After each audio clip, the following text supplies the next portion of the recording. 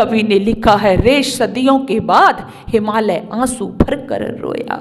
रोया था वो। ऋषि दयानंद का आप जीवन पढ़ना, उनकी जीवनी को पढ़ना, ऋषि दयानंद की आंखों में कभी आंसू नहीं आए। घर को छोड़ दिया और जिस समय घर पर ही थे तो उनके सामने उनके चाचा की मृत्यु हुई, उनकी बहन की मृत्यु हुई, लेकिन वो नहीं रोए। और यहां तक कि उनके पिता ने उनको पाषाण हृदय कहा। पाषाण हृदय, किसकी आंखों में आंसू नहीं है, लेकिन वह जो मां अपने चाचा की मृत्यु पर नहीं रोया, बहन की मृत्यु पर नहीं रोया, लेकिन हाँ एक दिन वो रो रहा है। ऐसा क्या हो गया? अपने सगे, अपने संबंधी, परिवार में नहीं रो रहा है, लेकिन आज रो रहा है। हाँ, वो रोया था एक बार। गंगा के किनारे ऋषि दयानंद बैठे हुए हैं, समाधिस्थ हैं। तभी एक आहट आती है, नेत्र खुलते हैं तो क्या देखते हैं कि एक मां, एक देवी गंगा में कुछ प्रवाहित करती है। जैसे ही गंगा में प्रवाहित किया, ऋषि दयानंद ने देखा कि गंगा में प्रवाहित तो कर दिया, लेकिन जिसको वो ढक करके लाई थी कफन के रूप में, उसने उसको उतार लिया। ऋषि दयानंद से रहा नहीं गया। ऋषि दयानंद आगे बढ़े, बोला, मां ये क्या कर रही हो आप? आपने क्या प्रवाहित किया है? मां की आंखों में आंसू हैं। मां रोती जा रही है, कह रही है, बाबा पूछ करके क्या करोगे कि मैं क्या कर रही हूं? ऋषि दयानंद ने कहा, नहीं मां, बताइए आप ये क्या कर रही हैं?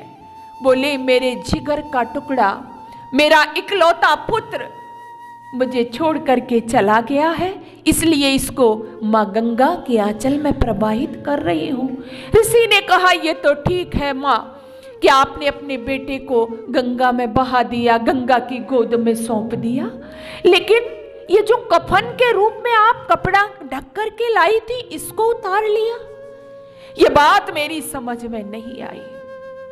अब तो वो मां और भी जोर जोर से रोने लगी। मां रो रही थी, कह रही थी, बाबा पूछना चाहते हो कि ये कफन मैंने क्यों उतार लिया? बाबा कहते हैं, हाँ, क्या अपने पुत्र से ज्यादा प्यारा तुम्हें ये कफन का टुकड़ा था?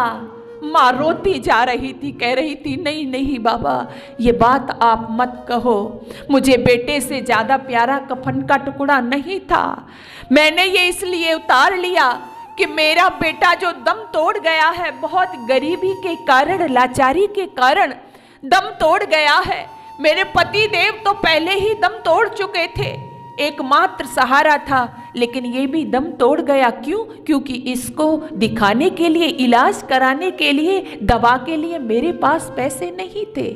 और बाबा तुम जो कफन उतारने की बात कह रहे हो, तो मेरे पास एक ही साड़ी है जो मैंने पहन रखी है। आधी साड़ी फाड़ करके मैं अपने बेटे को ढक करके लाई थी, कफन के रूप में उड़ा करके लाई थी, तो मैंने बेटे को तो माँ गंगा की गोद में बहा दिया है, प्रवाहित कर दिया है। माँ गंगा इसको ढक लेगी, लेकिन मुझे तो उस समाज में फिर से जाना है जहां पर कपड़ों में भी लोग न जाने किस किस दृष्टि से देखते हैं। इसलिए मैंने आधा जो कफन का टुकड़ा अपना साड़ी का था, वो मैंने इसलिए ले लिया ताकि पुनः उसको साड़ी में सिल करके अपने लाज की रक्षा कर सकूं। बहनों और भाइयों, ये घटना को सुन करके, ये दृश्य को देख करके ऋषि दयानंद की आंखें गंगा यमुना बन गई थी। कवि ने लिखा है, रे सदियों के बाद हिमालय आंसू भर कर रोया। रोया था वो, रोया था वो, किसको देख करके? एकमात्र शक्ति की दशा को देख करके। और ऋषि ने यह प्रण किया था कि हमारा देश जो कभी सोने की चिड़िया जिसको कहा जाता था, आज उस देश की माओं को लाज ढकने तक के लिए वस्त्र तक नहीं। बस ऋषि ने कहा बहुत हो गया, और वो चल पड़ा था अनंत की अनजानी राहों में, और बस उसने वहीं से काम करना शुरू किया। और जो वो भूमिका ऋषि दयानंद ने मातृशक्ति के लिए अदा की, वही बढ़ते बढ़ते इस देश की स्वतंत्रता में यहाँ पर पढ़ी लिखी माताएं बहनें बैठी हुई हैं, ऋषि दयानंद का सबसे बड़ा योगदान रहा।